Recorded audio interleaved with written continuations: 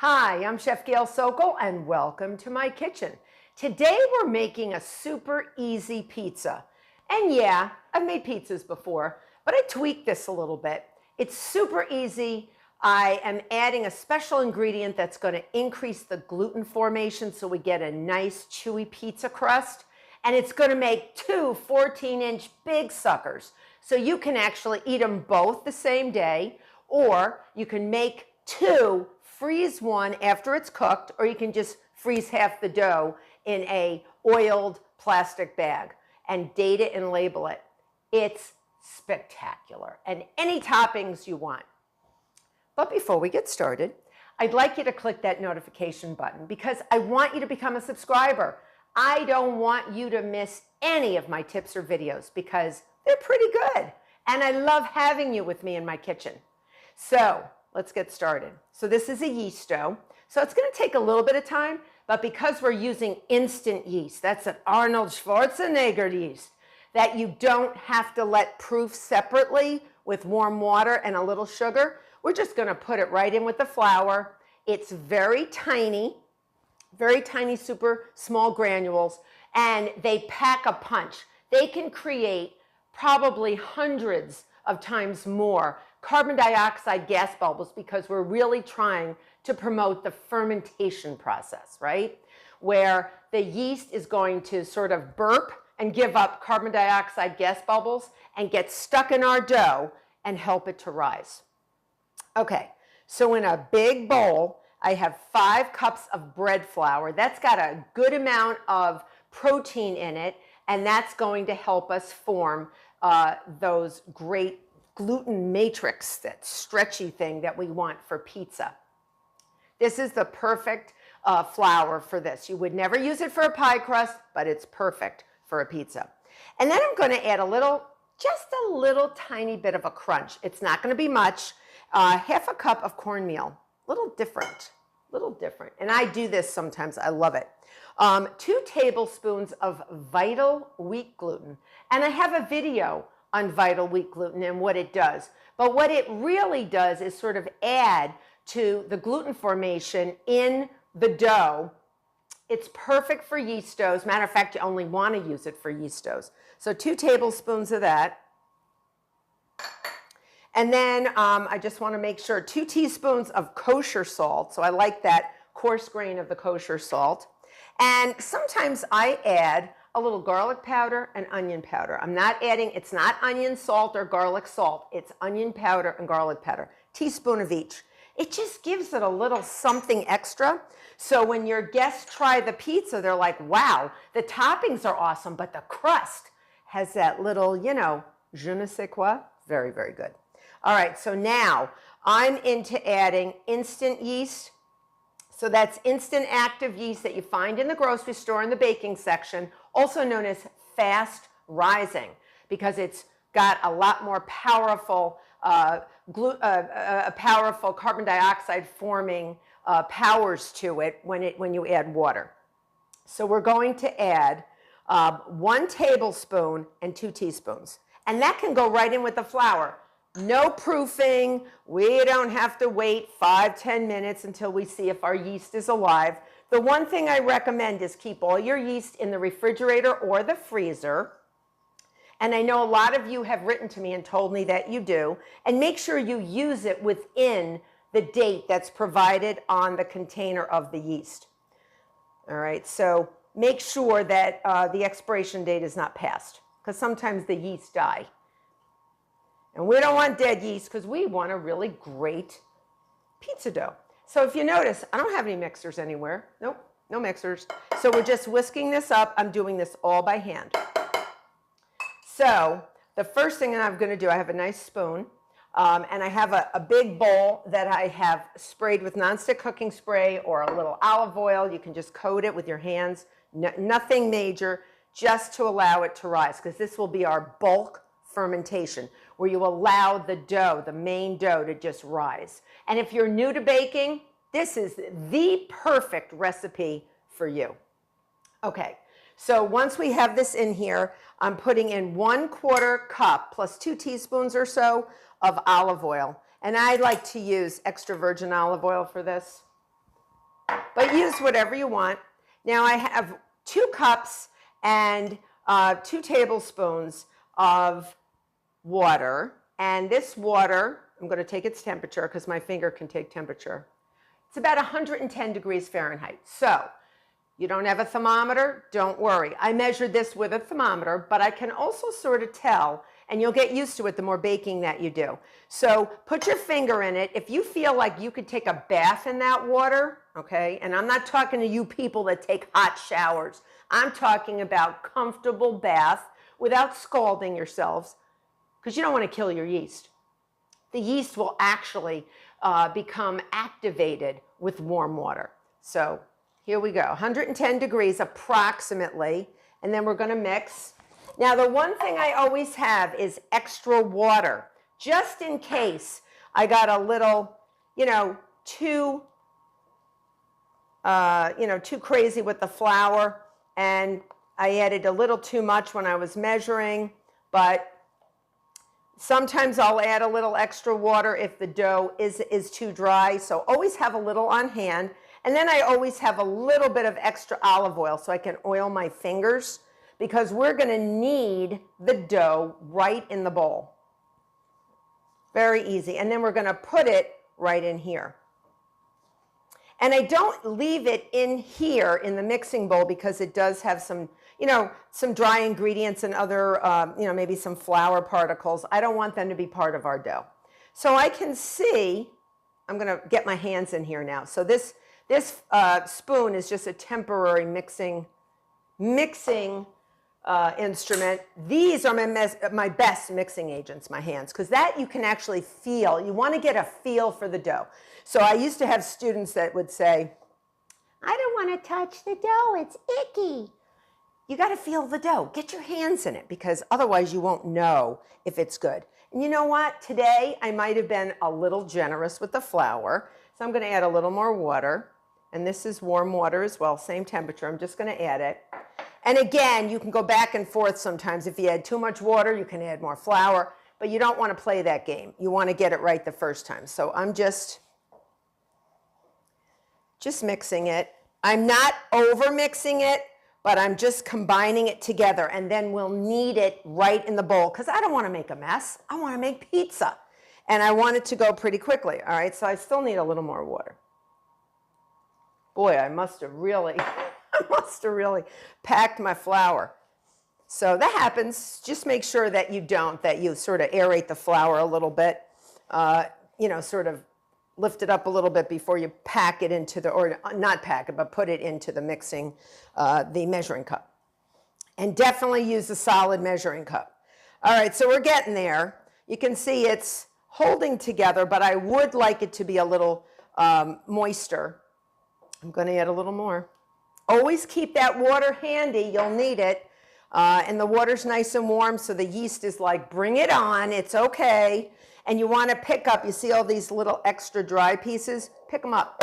Pick them up now, almost like you're mopping up the bottom of that bowl. Now I feel we're good. Okay? So I'm just going to turn the dough over on itself. And I can feel the cornmeal in here. I can sort of feel like a little grainy, but not enough that it's going to bother you. It's going to make it crunchy, and yet it's still going to be chewy. And that vital wheat gluten is going to really help. All right, so you see what I'm doing? Just turning it over on itself. Do it a couple of times. Do it for a minute or two. And you want it sort of soft, but smooth and elastic. It starts out, I always like to call it like a shaggy dog, and then it ends up nice and smooth. So that's what you're going to end up with. Some people say it feels like your cheek, sort of that, sort of tight like that, but I always say it feels like this cheek. Sort of, if you have buns of steel, that's what this dough is going to feel like. All right, so I'm moving it around. You can take it and put it on your counter if you want, but again, I'm going for clean and simple. And you can tell this bowl is almost clean. All right, so I'm going to take this. I'm going to get rid of this bowl. This has already been greased. I'm going to bring over my other bowl. And you want a bowl big enough that this can rise double in size. Now, the dough is facing the grease side. I'm going to lift it up, flip it over so the grease side is up. We don't want the dough to dry out. Now, I like to cover my dough with a piece of plastic wrap. And then I'm going to put it in a nice warm spot. It could be a closet. It could be outside on the porch if it's warm out. You don't want it in direct sunlight. Or you can put it in a proofing setting if you have one in your oven. And this should double in size, should take only about an hour. And then we got pizza. See you back. So I cut my dough in half after it's risen for an hour. It got really puffy. And I just eyeballed it and I cut it with a dough cutter or a dough scraper or a bench scraper. You don't want to do this with your hands and pull it apart. Not only will you not get a half a dough on each hand, you'll actually pull and rip the gluten, and that'll destroy the way that your pizza rises. So I have two 14-inch pizza pans, and I poured a little oil into one of them on the bottom, not too much. It also helps to grease your hands a little bit with some oil. And I'm going to put half in here. I'm going to only make half for you now. So let me get that out of there and move this over. And then with your hands, with your knuckles, you're sort of going to pull that pizza and then go to your fingers and really get some exercise with your fingers and push, push, push, push, push, push, push. So you're going to make a circle. But the dough may give you a little resistance. This is where you get a workout, folks, when you bake. I'm telling you. Who said baking is not aerobic or doesn't do anything? It's resistance training, folks. That's what you're doing here. I always say that. I always feel like, oh, I feel my abs, you know, and my fingers are getting a workout right now. Probably nothing else. Maybe my arms a little bit. And then you get all your favorite toppings. Anything goes if you like. You know, a certain type of pizza sauce, you want to make your own. You just want to take a can of, you can make a really quick pizza sauce with just a can of tomatoes or tomato sauce, and then put some garlic and onions in there and saute it. Saute the onions first and then pour the tomato sauce in there, heat it up. You get a really nice, doesn't that look nice? Okay, perfect. And I got a little rim there, just push, push, push, push, push, push. Most important thing that I didn't say, I preheated my oven. 550 degrees Fahrenheit. Yes, I said it.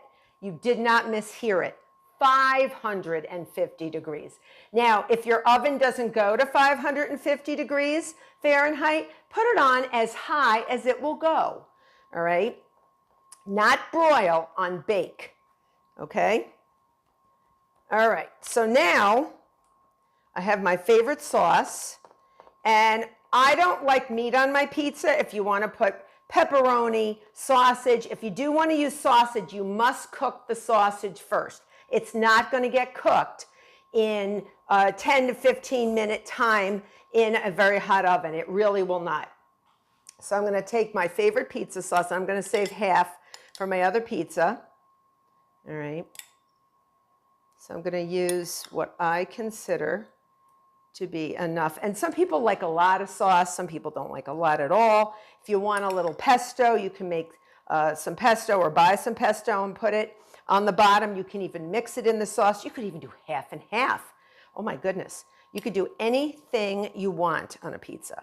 And this pizza this big, the sky's the limit. Okay, so this is my favorite pizza. And it's easy. So, you know, on a night where I really don't feel like cooking a lot, I want to be out with the family or walking or doing something fun, I just make my pizza dough, leave it to rise, and come back, and the baby's ready to go. All right, so now I'm going to add my cheese. I have about 12 ounces of cheese. So I have 3 packages, okay? So it's basically 24 ounces, but I'm using about 12 ounces per pizza. So I have about 1.5 pounds of shredded cheese. Yes, Chef Gail likes a lot of cheese. So you do whatever you want. If you don't want to use mozzarella, you could use Gouda. You could use a combination of mozzarella and Parmesan. You could use any type you want. Anything you want with any combos that you like. And I like a lot of cheese. I like a lot of cheese. All right. I really like a lot of cheese. And I got to save some cheese because this is all the cheese I have. I got to save some, just a little more for the other one, right? We don't want to rob Peter to pay Paul, all right? Now, some of my favorites are black olives, and I like the canned black olives. You can use Kalamatas, you could use green olives, anything you want. And here I got these roasted peppers. So I'm just going to scatter them around. They're already roasted. Sometimes I use just regular red bell pepper or green bell pepper. But these look really pretty and they're already roasted. You don't have to roast them. Sometimes I just put the raw ones on. Sometimes I put on mushrooms. All right, I got to save half. And then half of my olives. I love my olives. And my oven has already preheated. Give it about an hour. Your oven's going to need about an hour to preheat. That's a high temperature, especially for a home oven. You know, when you go to a pizzeria and you order pizza, they have ovens that are higher than 1,000 degrees Fahrenheit. Really, really, really. All right, and I like artichokes, artichoke hearts. And I cut them up a little bit. And sometimes they have the outer part of the artichoke on them, so you have to sort of cut them off. So do that. If you want like really spicy red pepper, you can do that as well. Okay. And then what I like to do is more olive oil, drizzle it all over the top. And remember, we have that beautiful garlic powder and onion powder in the dough. So you're going to get a little extra flavor there. And I'm just going to drizzle. And I'm pretty liberal with the drizzling. I love a little olive oil. And here, if you wanted to add a little Parmesan on top, you could as well. The oven is so hot, I'm just going to splash a little bit over. Ooh, I got to save some for the other one. And then I'm going to have fresh basil when it comes out of the oven, because I love the basil. I love to just rip it and throw it on as it comes out of the oven. So this goes in my bottommost rack. If you have a stone, you could put it in the pizza stone. The pizza stone should heat up as the oven heats up as well for over an hour to get that pizza stone really hot. You're going to bake it. You're going to go by color. I say 10 to 15 minutes. You're going to go for a golden brown, bubbling cheese, and a crust that looks nice and brown. See you back. Look at my gorgeous pizza. Took about 13 minutes. It's nice and you can see it bubbling. I can see it bubbling, and the crust is nice and brown. So I have some fresh basil, and I'm just going to rip it and scatter it around. You can also cut it, and you can put it on. Oh, it smells so good. And the pizza smells so good. I wish you could smell it in here. It's awesome. And again, you have another pizza. So you can, have this dinner. You could freeze the other one. You could do whatever you want. You got to let it cool down though. And now I'm going to cut this baby up. Cut this baby up. This will feed about 6 or 8 people depending on how big of a crowd you have, and the other one the same. I mean, you're going to be able to feed a lot of people. All right, are you ready? You hear that? A little bit of cornmeal action going on, right? Ooh, hot. Hot, hot, hot.